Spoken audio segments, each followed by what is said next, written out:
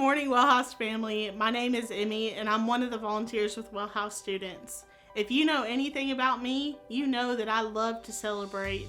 And as of Thursday at 4 p.m., I am celebrating at the beach. Woohoo! Speaking of celebrating, this morning we want to take a minute and celebrate our seniors and all their accomplishments. It's been a weird year, and we've seen online commencement ceremonies and a VW bus in a graduation line. And we just want to take a moment and say we are proud of you and we are so excited for you. Secondly, we're going to celebrate Jesus and all that he's done for us through worship and through teaching. So get comfortable, stand up, sing out, but we are so glad you're here. Let's worship.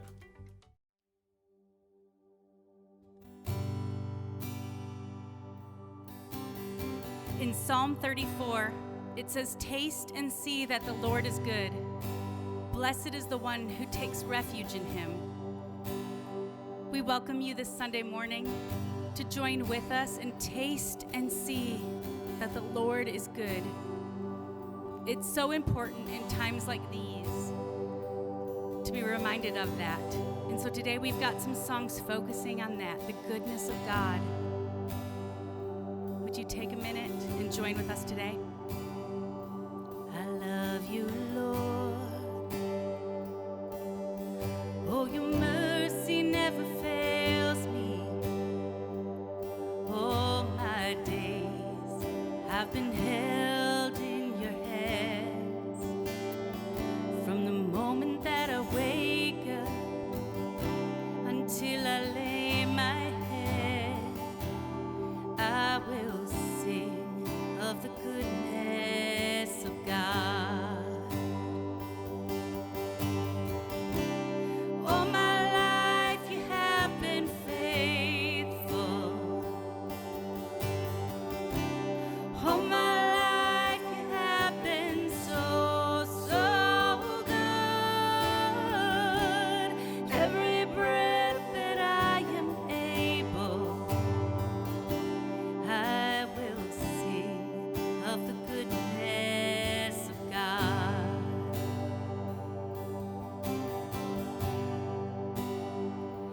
I love your voice. Oh, you have led me through the fire. In darkest nights, you are close like no other. I've known you as a father.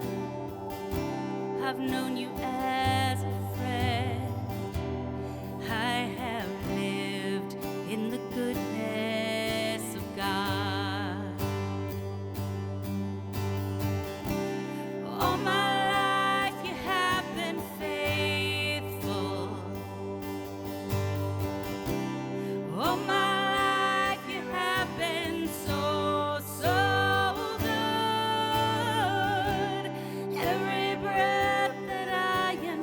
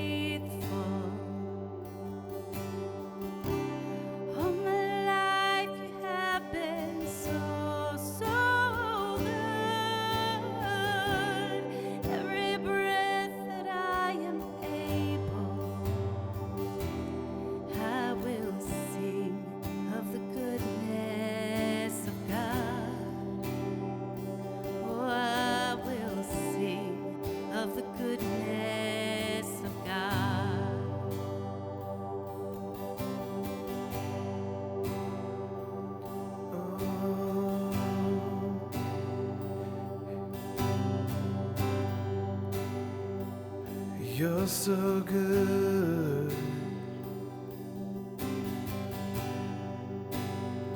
So good to me, yeah.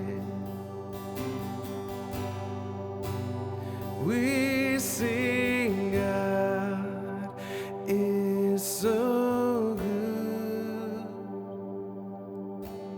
God is so good. God is so good. He's so good to me.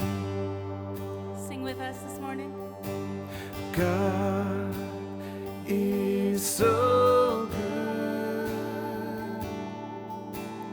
God is so good. God is so good.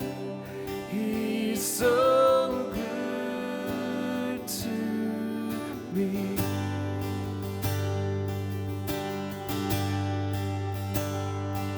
And no height or depth can separate.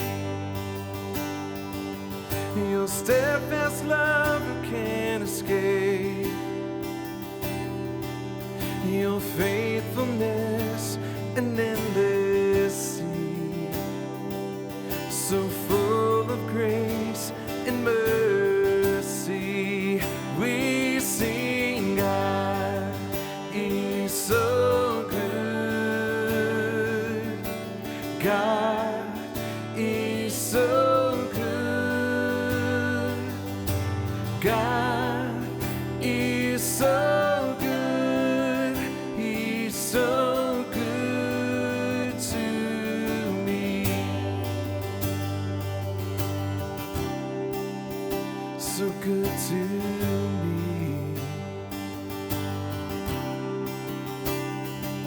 And I'm haunted by the past no more. My innocence has been restored. Forgiveness flows from your veins.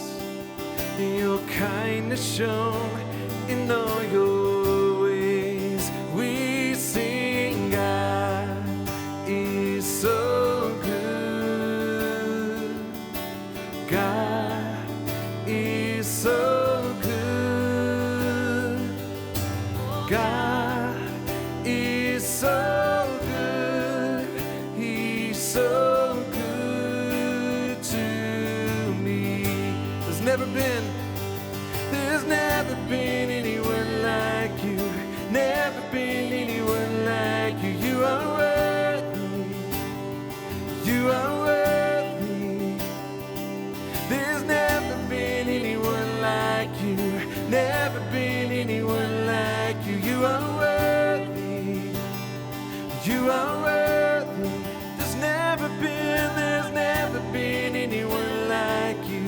Never been anyone like you. You are worthy. You are worthy. Hope is rising. Hope is rising like the sun. The old is gone, the new has come. I fix my eyes on Christ alone. My rock, my shield, my cornerstone. We sing God is so good. God is so good. God is so good. He's so good to me. Sing that one more time. God is so good. God is so good. God is so good. God is so good. He's so good to me. So good to me.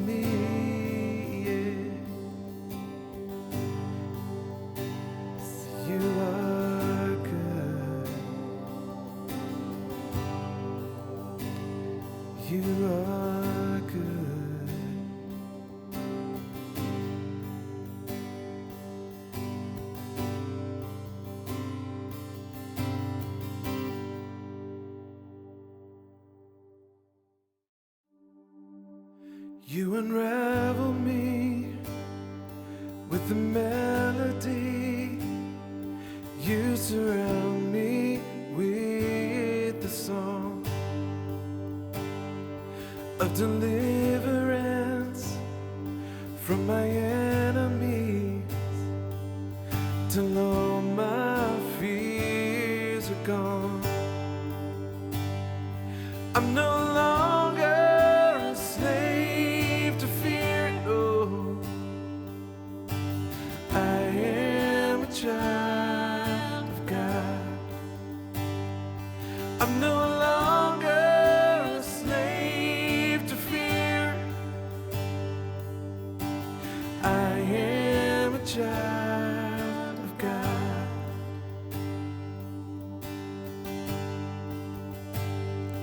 From my mother's womb, you have chosen me. Love has called my name. I've been born again into your family. Your blood flows through my veins. I'm no longer a slave to fear, no. I am a child of God. I'm no longer a slave to fear. I am a child of God. I'm no longer a slave to fear. I am a child of God. I'm no longer a slave to fear. Oh, I am a child of God.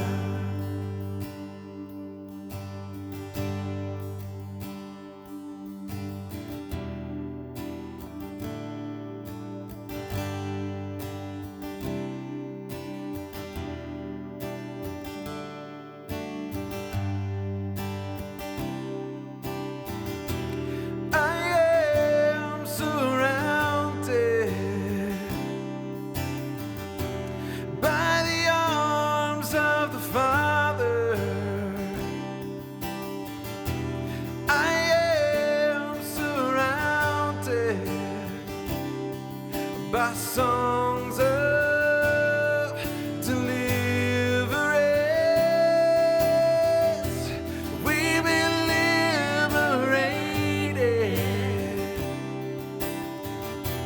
from our bondage.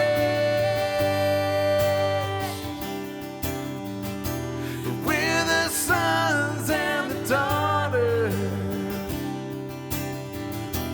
Let us sing our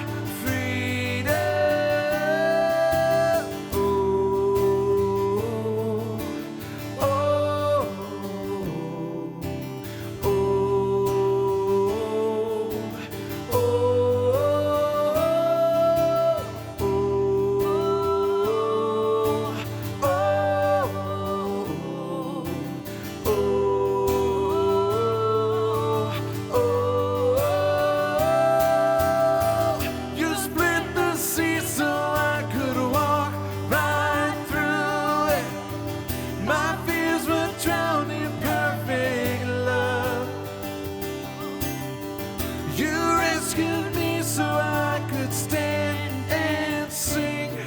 I am a child of God. You split the sea so I could walk right through it. My fears were drowned in perfect love. You rescued me so I could stand and sing. I am a child of God.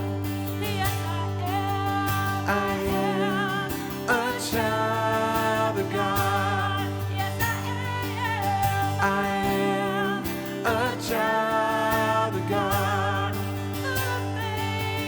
I am a child.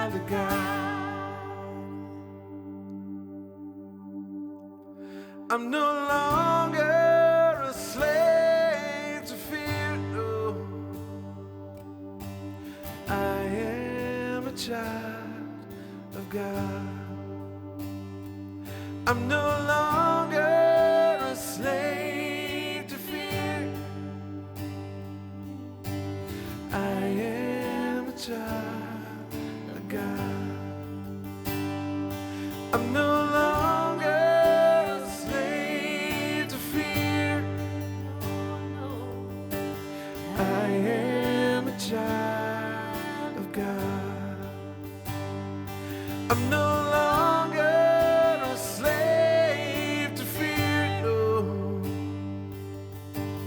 I am a child of God.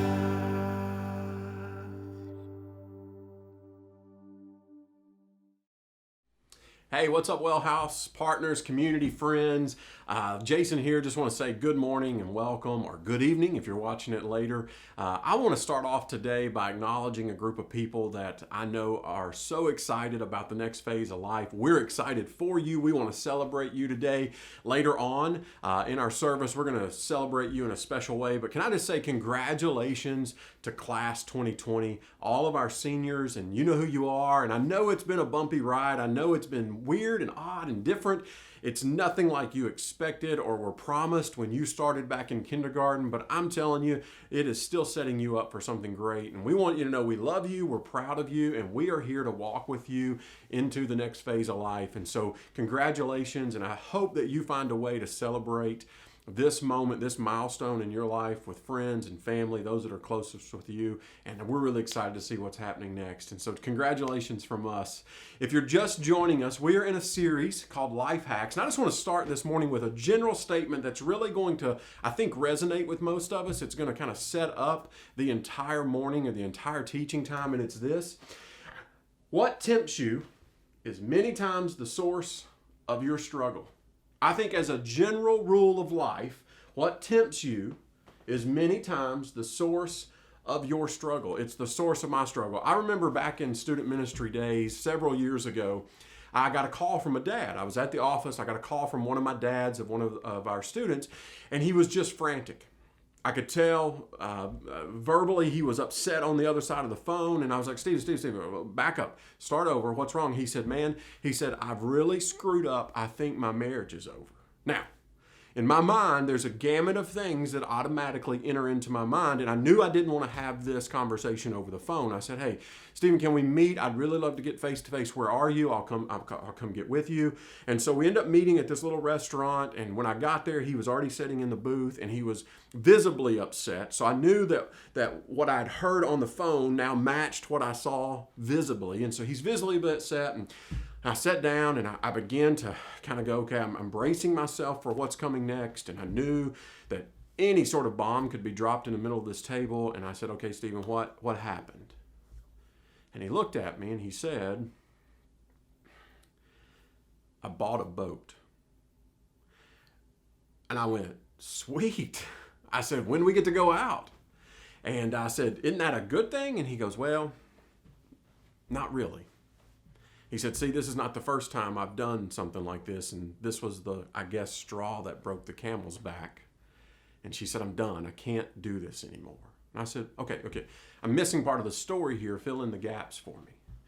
He said, well, I've been trying to convince her to buy a boat for quite a while now. And I never could get her to give in. I couldn't get her to budget. I couldn't get her to bend on the boat. And so I just went out and bought it without her. And I went, oh. And I didn't know a lot about boats. And so I asked the question. I was like, okay, is that like, what are we talking about here? He said it was about $75,000. And I went, oh, no. You can't do that. And I said, Stephen, what were you thinking? And I remember him just saying, I don't know, man. I just know that I wanted it so bad that I couldn't resist it anymore. And now I don't know how to fix it. And I remember looking across the table and I said, well, I would start by selling the boat. And he was like, yeah, but I really want the boat. And I looked and I said, well, what tempts you is many times the source of your struggle. He was tempted by a boat And it ended up, when giving into the temptation, ended up being the source of his struggle. And so James is going to come back in and he's going to once again give us some really practical life hacks. He's going to give us some practical knowledge, things that, to be honest, is going to sound so simple. Today's going to be one of the ones that sounds wildly simple, but it is extremely tough to discipline ourselves. It's extremely tough to navigate through this with the win. And so he says, let me give you some advice. And so we're going to go to chapter 4 and look at this. He says, what causes fights and quarrels among you? I mean, what caused Stephen's fight? What caused his argument? Don't they come from your desires that battle within you? So there's this battle that's going on in you. He says, your desires, but do not have, so you kill. You covet, but you cannot get what you want, so you quarrel and fight. Do you not have because you do not ask God? And then he goes on to say, when you ask, you do not receive because you ask with the wrong motives, that you may spend what you get on what? Your pleasures. James says, there it is. He says, what tempts you is the source, if acted upon, will become the source of your fights. It will become the source of your issues. It will become the source or the root of your struggle. What causes fights and arguments? James says it's pretty simple. It's when you give in to your temptation. He says when your wants so outgrow what it is that is logical, or your desires so outgrow what is good for the whole. He says it's your selfish desires. It's that moment where you look and go, I want what I want. And I don't care the ripple effects. I want what I want, and you know what? I don't really care how it might affect you. And James says, listen, that's not going to lead anywhere. He says, you want to know what causes your fights, what causes your disagreements, what causes your struggles. He says the source is where you are tempted. It's the I want a boat moment. I don't really care what she says. So what starts with temptation leads to an action, James says, and that action is going to lead to struggle. So James is going to give us all we need to know about how to deal with this temptation, especially on the front end. So I want to back up to James chapter 1, and then we're going to come back to 4 at the end. James chapter 1, verse 13, he says, when tempted, and we're just going to stop right there for a moment, because I want you to see something. There's a key word here, and the key word is not tempted. The key word is when. See, James is saying it's not if you're tempted, if you find yourself in a spot, you might want to consider these sorts of things. He says, no, when. He said, it is going to happen. He said, you can mark it down, take it to the bank. He said, when you're tempted, and no one's exempt from this, no one gets to opt out of this. He says, there's going to be something that's going to come along that is going to tempt you. He said, so how do you deal with the when tempted moments? He's going to give us a few things that says, listen, in the when, not if, tempted moments, there's some things that you're going to need to know. So here's what he's going to do. He's going to give us 2 things that we need to know and 3 things that we need to do. 2 things we need to know, 3 things that we need to do. So let's continue to read. He says, when tempted, no one should say, God is tempting me, for God cannot be tempted by evil, nor does he tempt anyone. Verse 14, he says, but each person is what? Tempted when they are dragged away by their own evil desires and enticed. There's something he says, but each person. So now, not only is there a when tempted, now there's all of you are going to deal with this. We're all in this together. He says each person individually is going to have something that entices them, that drags them into this moment where you go, oh, I really want that. The point is this, I don't care how long you've been following Jesus or how mature you think you are, you will never master temptation to the point that it goes away. You are always going to have something knocking on your door. And yours may not be mine, and mine may not be yours, but he says each person is going to deal with these things. And so you know what the difference, James says, between the winners and the losers in this? He says, you know the difference between those who will win these moments and those who will lose these battles? He says it's this, it's those who get a jump on it. He says those who can have a mindset, an awareness about themselves that they can get the early jump on these things. He says it's not if, so there's no exemption. So it's those who recognize that when you are tempted, something has to click in and override. Something has to begin happening that you've instilled in yourself already so that you can get the jump. He says you've got to get the jump before it begins to grow into what he says in chapter 4, fights and quarrels and struggles and issues. He says there's a way to get ahead of this. You can prevent it on the front end to keep you from struggling on the back end. He says you can have fewer fights and arguments in the long term if you'll practice some things in the short term. So what are those things? Look at verse 14 again. He says, but each person is tempted when they are dragged away by their own evil desires and enticed. Verse 15, he says, then, after the desire has conceived, it gives birth to sin, and sin, when it is full grown, gives birth to death. Don't be deceived, my dear brothers and sisters. Every good and perfect gift is from above, coming down from the Father of heavenly lights, who does not change like shifting shadows. Here's what he says. The first thing that he says, two things in four short verses. The first he says is this. He says, you can know the right thing and still do the wrong thing. James says you can know the right thing and still do the wrong thing. See, James says, listen, we all begin with godly desires. We have these moments where instilled in us is the right thing to do. But what happens as we grow and influences shift and change and culture bears down on us, our peer groups, our friend groups begin to have influence over us, he says there's something that happens. There's a human desire that is in each of us as well that begins to take over. He said there's a human side that takes over, and though that human side has desires that aren't always godly, and those things begin to entice us or drag us, and he says what happens is you get drugged, you end up crossing lines, you end up moving into territory, some things that are even good, meant for good. But you pervert those things in a way that you end up crossing lines, and you pervert the things that God has given us for good. And James uses a couple words. He uses really two words that paint big pictures. He says you are dragged away or you are enticed. See, the original language of these, when he talks about dragging away, it's a picture of a baited trap. Like a bear trap or an animal trap where you're baited into it and then you're drug away. I love the word enticed because it means a baited hook.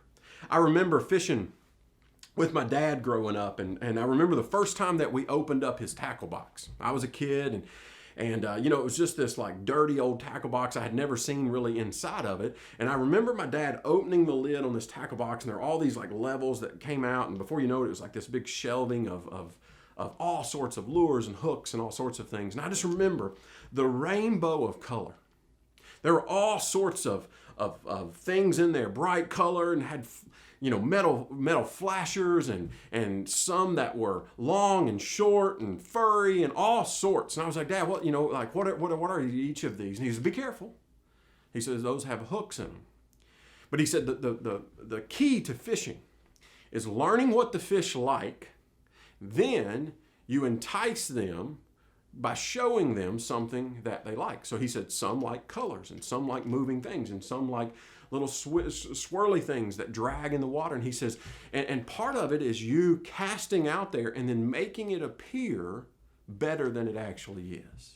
So the way you twitch the rod, or where you throw, or do you let it sit and sink, and all of these sorts of things. But the look of the bait is what's going to draw the fish in. And I got to thinking, like, wow,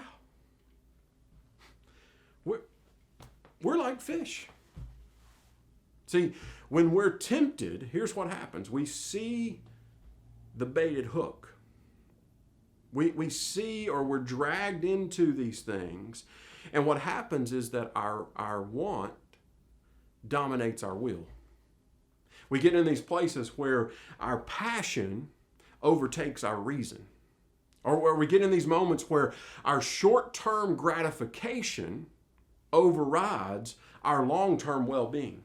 I just want what I want. I want it now. I don't care about the long-term well-being. I want instant, in this moment, short-term gratification. I'm so passionate about something that, you know what, I don't care about the reason or the logic behind those kinds of things.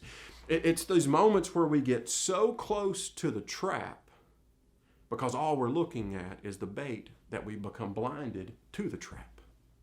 We get so close and all we see is the bait that we don't even see the hook behind it. We don't even see. We become blinded to the traps. All we want is what we see, and what we see looks good in the moment. And we can have all kinds of people around us jumping up and down and shouting, "No, don't do that. Stay away." He said, you can have all the people around you that go, "Let me warn you, I've been there, done that." All we see is what we want, and we take the bait. And we can have people around us going, "But don't you know where that's going to lead?" And we go, "It doesn't matter, because I can know the right thing and still find myself drawn to doing the wrong thing." Information about a certain situation doesn't always change what I do. And James says, listen, you can know all the right things and still end up in these moments where decision making gets flawed because you're enticed. Your decision making gets flawed because you've been baited. You've been drug away. It overrides. We can know these things and still. You know, I got to thinking this week, that's why we eat what we eat, right? That's why we indulge in what we indulge in, is because we want what we want. I don't know if you know this, I love to eat. Lori and I eat out all the time. I've told you that on several occasions, except for this quarantine. We've not eaten out very much at all, and it's actually been really beneficial. It's kind of good timing, because what happened in all of this is I made less Sonic runs. I didn't go through Taco Bell. We weren't having hot chicken at 10 p.m. And so as a result of that, I've begun to eat and shape my eating differently. And guess what? I've now been reminded of what I knew all along, that it's good for me. I will feel better if I eat certain ways, but it didn't stop me. See, I knew all that. Every time I ran through Taco Bell, every time I sat down to Shake's Big Chicken, I knew that what I was about to take in was not good for me in the long term. I knew that the long-term benefits was not good. But I'm telling you, it didn't keep me from doing it multiple days a week, multiple times a day sometimes. See, because what we know does not always equate to what we do, because we want what we want. We are enticed and we're drugged. And there's all sorts of things. Yours may not be food. There's all sorts of things that you know is not good for you. But for some reason, we still find ourselves in these moments where we're doing what it is that we know that we shouldn't be doing. And it's all a part of having to deal with this temptation thing. So I don't know what your thing is. What is your thing? You got to identify that thing, and then you got to begin to say, okay, I got to get out in front of this. I want to get a jump on this. I want to have a plan for this. And it may not be food, but it's something, because he says, when tempted, there's going to be something out there for each person that's going to have this effect where you go, I don't want to get enticed anymore, so I need to take a step back. And this is serious stuff. And here's why. It leads us to the second thing that James wants us to know. Pastor Kevin Myers says it this way, and I love what he says. He says, you can choose if you fall, but you can't choose the fallout. He says you can choose if you fall, but you don't get to choose the fallout. Look at verse 15. 15, he says, then, after desire has conceived, let's just stop right there. It doesn't have to be conceived. He says it's only when you give into it, when you move from being tempted by something to acting upon that there's something conceived. And guess what? When something conceived, a baby's coming. So here's what he says. It gives birth to sin, and it doesn't end there. He says then, when sin is full grown, it's going to give a second birth. It gives birth to death. He says you can choose whether or not you conceive. You can choose the fall, but you don't get to choose the fallout. Once it's here, it's too late. It's going to begin to navigate through this, and it's not going to lead anywhere good. It goes farther than you can control many times. Going back to that baited concept with a fish. See, it looks so tempting. It's so good. It rattles and flashes and it does everything that I want it to do. But he says, you know what? There's something in the back end of this thing that once you commit to it, you can choose whether or not you take hold of this.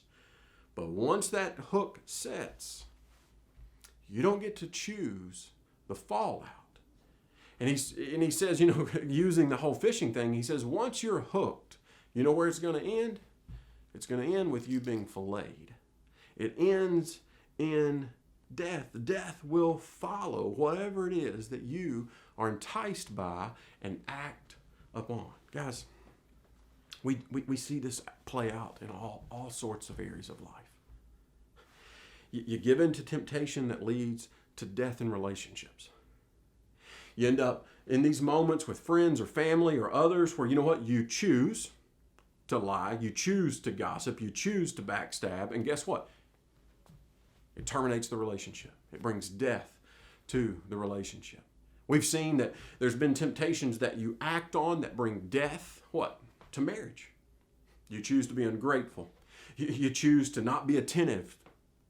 You choose to cheat. You choose to act upon a sexual desire that, guess what? You venture into a territory that you knew that you shouldn't venture into, and it brought death to the marriage.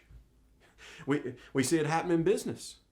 We bring death to marriage when we choose to cook the books or cut corners or take advantage of people or do half jobs and expect full-time pay. And all these sorts of things happen that brings death to a business because you chose to do something and were tempted to do something that you knew better than to do.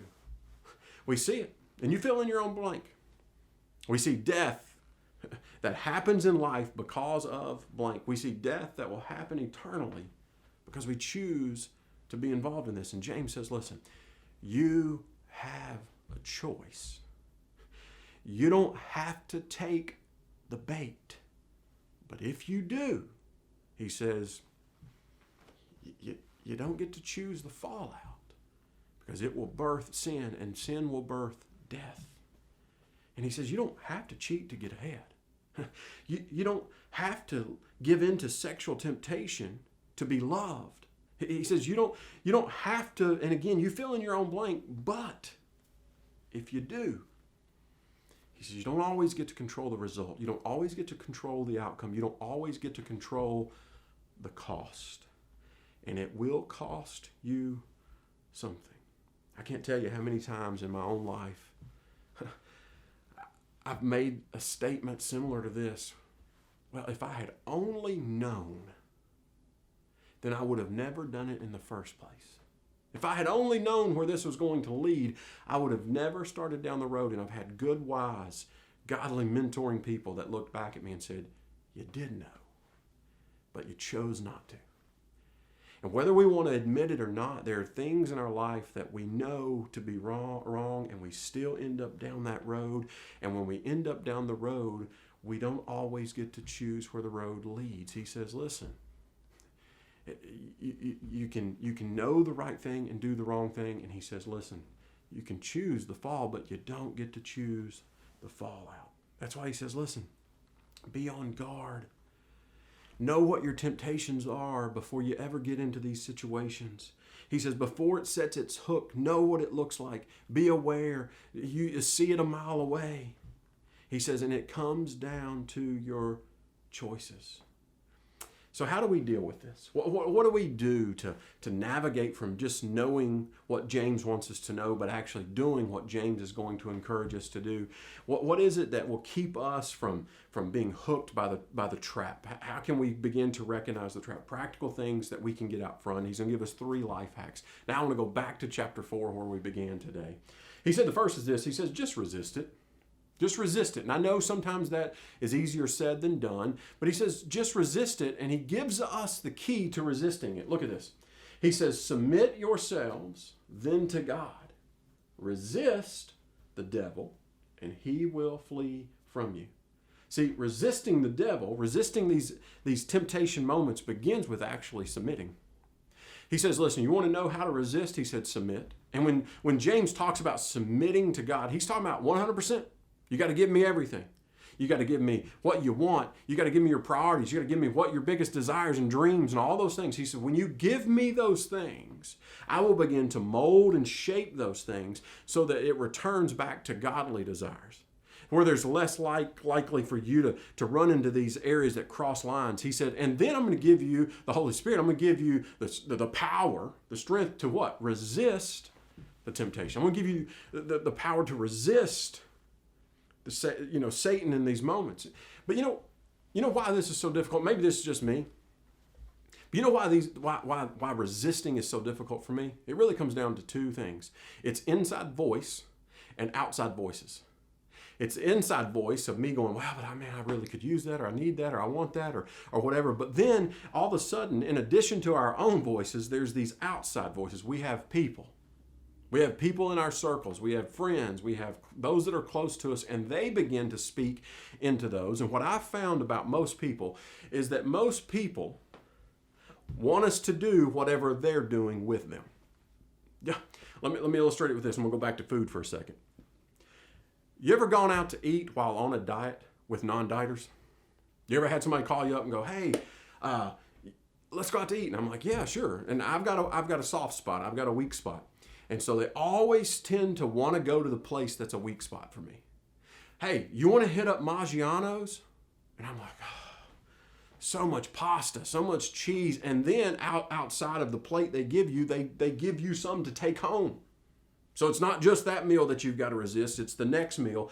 And I'm like, yeah, but I'm on a diet, but they're not dieting, so it doesn't matter to them. And so you end up in this place, you end up in Maggiano's with big plates of pasta and all sorts of cheese, and it's the guy grading the cheese, and he's like, tell me when to stop. And 3 minutes goes by and he's still piling cheese on my plate, and it's like, oh, I can't do this. And then there's that moment where it doesn't end there. We get finished and we're walking out, we're heading to the car, and if you're in Nashville, you're going to know what I'm talking about. Anybody want to hit up Jenny's ice cream? And it doesn't matter what you know to be true. You end up in this because the voices out here are saying, oh, Jenny. And you're like, oh, and then we end up in line at Jenny's. And it's devil-like. And he says, listen, submit yourself to God, to the things that you know are good, to the wisdom that we've talked about in this series, to the wisdom of godly thinking. And he will get you through those things. See, it's not just dealing with our own desires, but it's these pressures of others that come into our life as well. And it's not just Jenny's ice cream. This applies to all of our appetites. There's an inside voice and outside voices that are going to play into this, that's going to make it difficult to resist. So he says, draw near to God and resist evil. And he says, the devil will flee from you. He will move on if you put up a fight. And it's almost this concept. He says, take it one more step. He says, don't just resist what is wrong, but do what is right. So it starts with resisting. The second he moves into is this. He says, there's going to be moments where this didn't happen. Now you got to own it. You got to own it. Look what he says in verse 8. He says, come near to God, and he will come near to you. Wash your hands, you sinners, and purify your hearts, you double-minded. He says, wash your hands. See, we're familiar with this these days, right? I mean, we live in a wash your hands world right now. And I don't know about you, but as a kid, I always hated for my hands to get dirty. I still have surprisingly soft hands, and I just don't like my hands. If something sticky gets on, I got to deal with it. I don't like having dirty hands. And so this resonates with me because there is an acknowledgement, oh, I have dirtied my hands. There's something sticky on my hands. I've got to go deal with this, and I've got to own that moment. And he says, here's what I'm talking about. He says, when you fall into temptation, which it will happen, he says, just own it. Acknowledge your hands are dirty. Acknowledge they need to be cleaned. And then do something about it. He says, begin to clean them. He says, own those things. Own up to it. See, in owning up to it, it does away with two things. He says, you can't excuse it. See, we're really good at these kinds of statements. But, and then we fill in a blank. See, anytime there's a but, there's always an excuse coming. Yeah, I know, but I had too many drinks. I know I shouldn't have, but everybody else kind of wanted to go, and or you fill in your own, but we begin to excuse those things. Then it slides into the second realm of that. We begin to play blame games. He says, don't excuse it. Don't blame others. It's those moments where we go, well, but he wanted or she, it's really their fault. I didn't even want to go. And we end up in these moments. We're constantly blaming others. And what I found is that when we're constantly blaming others, it's really difficult then to change yourself because nothing's ever your fault. Guys, we even drag this into our theology, right? And James really does a great job dealing with that back in 13. He says, there are moments that you're going to try to blame God. He says there are going to be moments that you think God is the one. And so you're going to excuse it away or blame it away by thinking that God is tempting you. He says God can't tempt you. God can't be tempted by evil, and he doesn't tempt. He said every good and perfect gift comes from God. He says, so it can't be God's fault. So guess what? Own it. It's your stuff. It's your desires. It's your wants. It's your pleasure. It was your short-term action. Guess what? It was you making the decision. So own it. Own it. Because owning it leads to the third thing. See, there's moments that we don't get to, that we can't resist it, so we've got to own it in order to get here, and that's where we confess it. We begin to make it known, and we begin to make it right. Look what he says. He says, grieve, mourn, and wail. Change your laughter to mourning and your what? Joy to gloom. Then verse 10, humble yourself before the Lord, and he will lift you up. He will restore you. He's going to bring you back up to a place where you can't get on your own. He says, listen, resist it. Okay, you didn't, you can't, whatever happened there, then own it. Because once you own it, then you get into the place where you can confess it. And he uses some really unique words. He says, grieve it. He says, mourn it. Be humble. See, because all those things, they lead to confession, and confession leads to healing. He says, turn your laughter into mourning. Turn your joy into gloom. Because here's what we do sometimes. We just laugh it off. We have a tendency to take sin lightly, or we just laugh it off. And he says, hey, whoa, don't laugh this stuff off. Because remember, when conceived, it gives birth to sin, and sin gives birth to death. He said, this is serious stuff. So he says, listen, you've got to have a place where you don't yield to it. You don't laugh it off. You don't ignore it. You don't try to hide it. He says, no, you fight through it. Going back to Maggiano's, I don't know if you're like me, but I'm tempted even in these moments to stop fighting. You have one bite, and then that one bite triggers something in you where you go, you know what? Well, I've blown it now. Let's just have it all. Can I get, I'll take the lasagna. I want the whole sampler. I want ice cream here and at Jenny's. And before you know it, you have lost all traction of the good things. And James says, oh, no. Stop where you're at to keep the downward spiral. You can fight through this. He says, and that fight begins with confessing and then beginning to change action, change laughter to mourning. He says there's some change that can happen so that you can begin to start over. See, and it's that start over that ends the cycle of the deep spirals.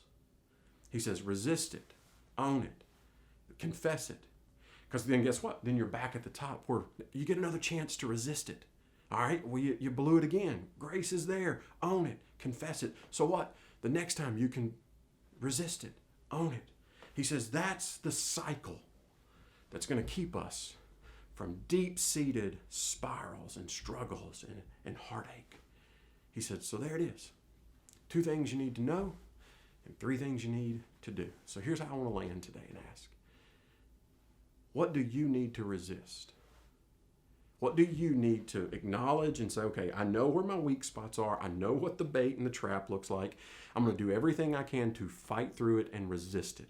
How do I need to submit this area or this area of my life so that he will give me the power to resist it? What do you need to own? Maybe there's some things in your life right now where you go, I've just tried to ignore it. I've laughed it off. I've hid it. Maybe for you this week, there's some things you got to take some ownership of and go, yeah, I did it. That was me. I made the choice. I chose to fall. Now I'm dealing with the fallout. So you know what? I'm going to take it by the horns. I'm going to own this. And then there's some of us that need to move into that next category where we begin to confess some things. And we start with God and say, God, I've blown it.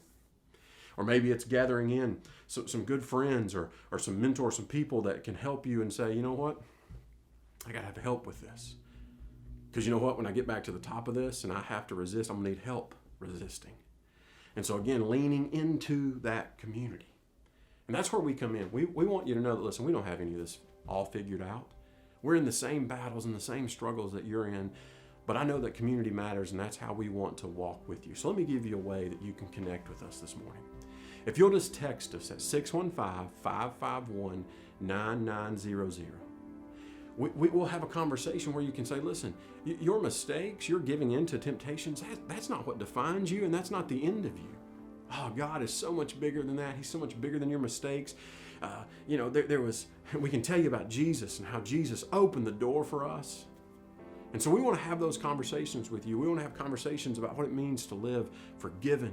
We want to talk about what it means to follow Jesus or be baptized, all those sorts of things. But we want you to know this, you're not in this alone. He says everybody, each person is going to deal with these things. So let us be a part of that. 2 things you need to know, and 3 things you need to do. Pray that knowledge leads to action, and action leads to freedom this week. Let's pray. Father, thank you for James. This book has been amazing in so many ways. And I know this week it seems so easy to say, oh, I can just step aside or walk away or I can navigate around. But then we find ourselves in places that we know we shouldn't have been. God, in this we find grace and we find forgiveness and we find good things. Not only do we find warning, but we find redemption. So God, our prayer is that we heed the warning, that we learn to get out in front, we get a jump on these things. But if not, God, will you give us the strength, or you give us the people, the community that will help us to restore back to that place where we're resisting again. So God, just culminate all of these things into beauty.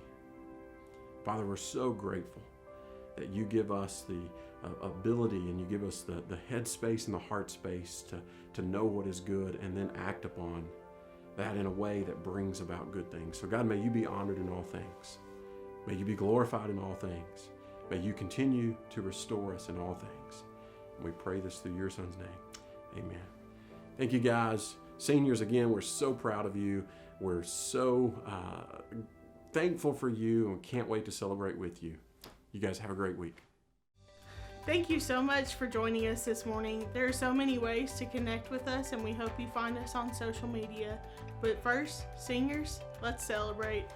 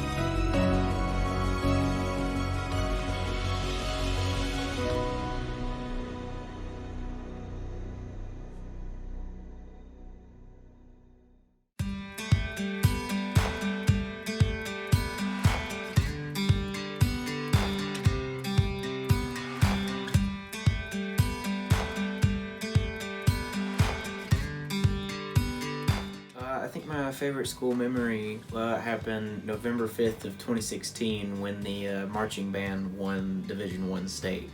What are you most looking forward to in the next stage of life? I'm really looking forward to going to college and getting to study civil engineering and get to have like my own freedoms. What is one piece of advice you would leave behind for underclassmen?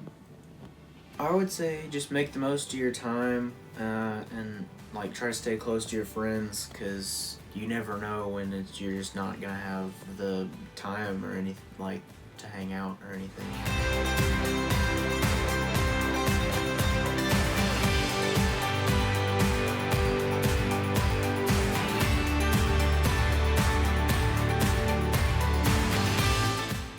What was your favorite school memory? There was one really big football game that my offensive line coach. It was a big rivalry game, and we ended up winning, and it was super close, and it was freezing cold, and everyone just started going crazy after the game, and my coach was screaming. It was a really good and exciting moment in my high school career. What are you most looking forward to in the next stage of life? Probably just getting to experience college, growing up, making my own decisions, making my own choices and stuff like that. What is one piece of advice you would leave behind for underclassmen? I would say don't have any regrets. If you want something, go get it. If you want to do something, go do it. Just like high school is just a chance for you to have fun.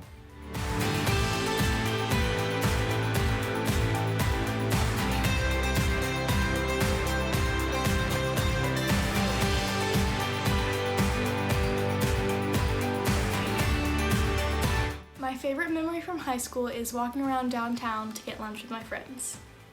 My advice to underclassmen is to participate in as many high school events as you can, even if you think it's cheesy, because it makes it more fun. I'm excited to go to UT and see what college is like.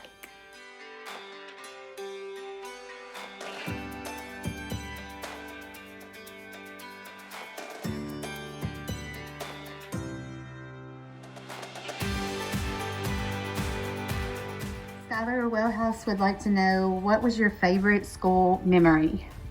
Just going to like youth group and like everybody coming around us, just hanging out, the school supporting our football team, everybody just coming out of the community, helping us out along the way, along the whole school year. It's been a blessing. What are you most looking forward to in the next stage of your life? Just growing as a man of God and helping every other people out, just mentoring younger people to get them to put the right foot forward and know what's right from wrong, and just maturing as a young adult. What is the one piece of advice you would leave behind for underclassmen? Just stick out. Don't be like everybody else. Don't follow the curve. God made you to stand out from one another. Stay in church. It helps a lot. It helps your mindset. I'll thank Wellhouse personally just because they helped me grow as a man and a human being. Thank you for everybody who put it into my life, and that just helped me grow.